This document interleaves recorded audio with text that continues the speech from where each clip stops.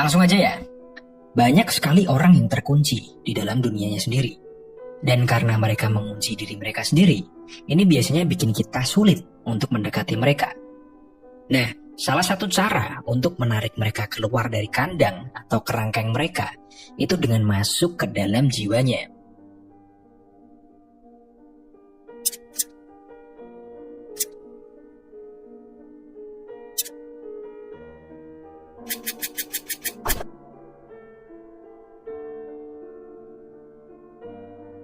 Langkah-langkahnya simple. Ikuti aturan hidup mereka, nikmati apa yang mereka nikmati, beradaptasi sama emosi mereka yang mungkin naik turun. Dengan begitu, kalau kamu berhasil, kamu akan mengeluarkan sifat narsistik mereka yang selalu mereka sembunyikan dan membuat pertahanan mereka melemah. Meski simple, kita akan bahas lebih detail lagi. Seperti biasa, agar lebih mudah dipahami, saya akan kasih sebuah cerita tentang seseorang bernama Daniel. Daniel ini adalah seorang pengusaha. Umurnya mungkin 40-an tahun.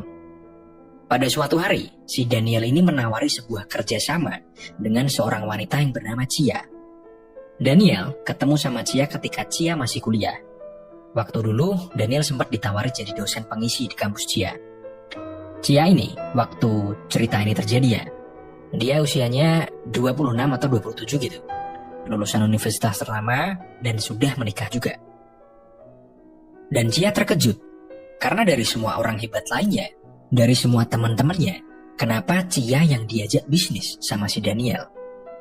Akhirnya, karena penasaran, seperti umumnya cewek-cewek, Chia ini coba stalking si Daniel. Dia cari semua info yang bisa dia dapat tentang Daniel, dan dari berbagai macam sumber, ada satu informasi yang selalu sama, yaitu Daniel ini playboy dan gila seks. Akhirnya berbekal informasi itu, Chia datang ke kantor Daniel dengan sebuah prinsip bahwa apapun yang terjadi nanti, dia tidak akan tergoda oleh Daniel. Singkat cerita, penawaran dari si Daniel tentang bisnisnya ini benar-benar menggiurkan. Awalnya si Chia ini heran, kalau benar Daniel nawarin dia bisnis hanya karena dia sange sama Chia, kenapa nggak si Daniel nyewa prostitusi aja? Tentunya kan banyak tuh cewek yang lebih cantik dari Chia dan bisa dibayar. Apalagi Daniel kan banyak uang.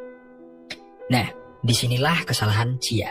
Chia nggak tahu bahwa orang-orang seperti Daniel ini, orang yang manipulatif dan sedikit psikopat, dia jauh lebih suka tantangan dan akan lebih merasa nikmat ketika bisa nge-seks dengan hasil buruannya.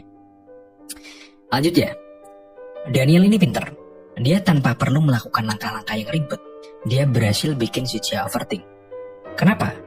Daniel, meski dia sudah terkenal playboy, reputasinya jelek, dia pede aja buat ngincer Chia. Dan dia nggak takut seandainya Chia tahu bahwa Daniel ini playboy. Lalu tentang penawaran bisnis si Daniel. Daniel kan bisnisman, dia punya banyak sekali pengalaman tentang bisnis, jadi dia gampang banget tuh buat membuat Chia tertarik lah pada bisnisnya. Apalagi kalau diiming-imingi dengan keuntungan besar.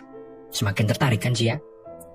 Nah, karena ini adalah bisnis pertamanya Chia dan dia tergoda dengan kemungkinan profit yang akan didapatkan, maka Chia tetap maju. Dan Chia takut seandainya si Daniel ini coba untuk godain Chia atau flirting sama Chia, lalu Chia mengerespon Daniel dengan buruk dan akhirnya mereka nggak jadi bisnis.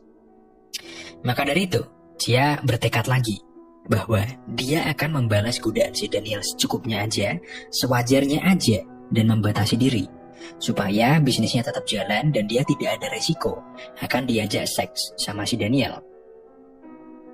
Proses membangun bisnisnya berjalan selama beberapa bulan dan si Daniel terus mencoba flirting sama Chia. Meski terkadang Chia merespon dengan kasar atau dingin, Daniel biasa aja, cuek aja. Dia terlihat tidak terlalu tersinggung atau memikirkan respon kasar dari Chia. Hingga pada suatu hari setelah meeting, mereka ngopi bareng tuh sambil bahas bisnisnya.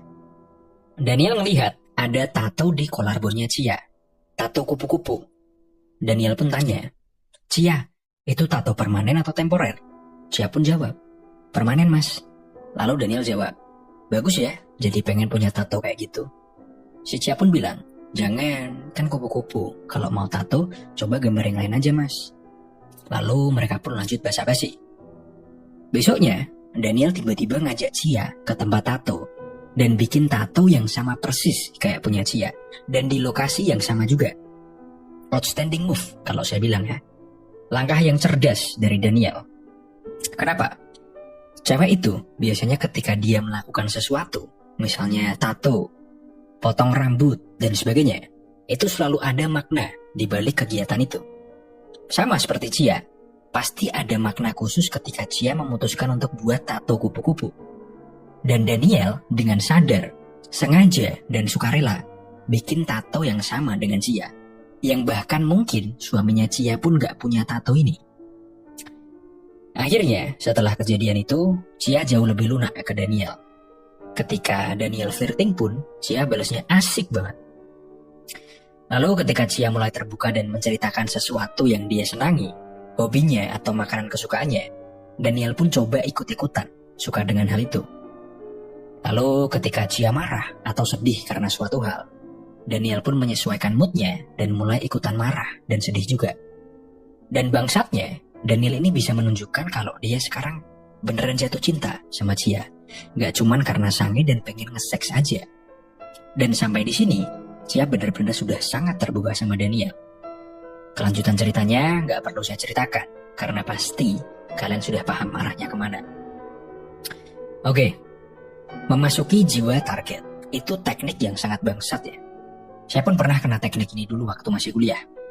Saya dideketin cewek, ketika saya cerita saya suka Liverpool, dia pun ikutan suka.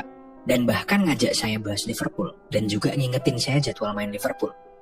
Yang padahal kalian sendiri tahu, zaman dulu Liverpool tuh busuk banget. Tapi dia suka.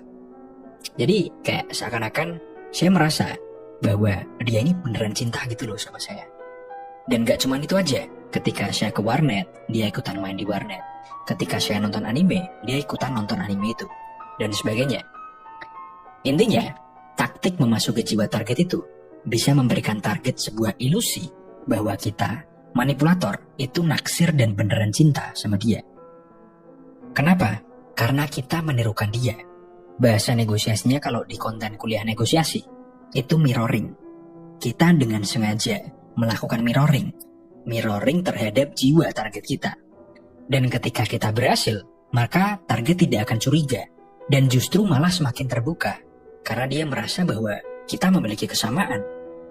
Dan kalau kalian sudah semakin masuk ke dalam jiwanya, maka akan muncul ilusi bahwa apa yang kalian mau, apa yang kalian suka, dan apa yang kalian inginkan, itu juga merupakan keinginannya.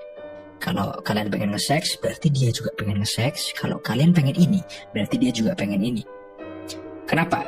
Karena dia merasa bahwa kalian memiliki jiwa yang sama. Simple.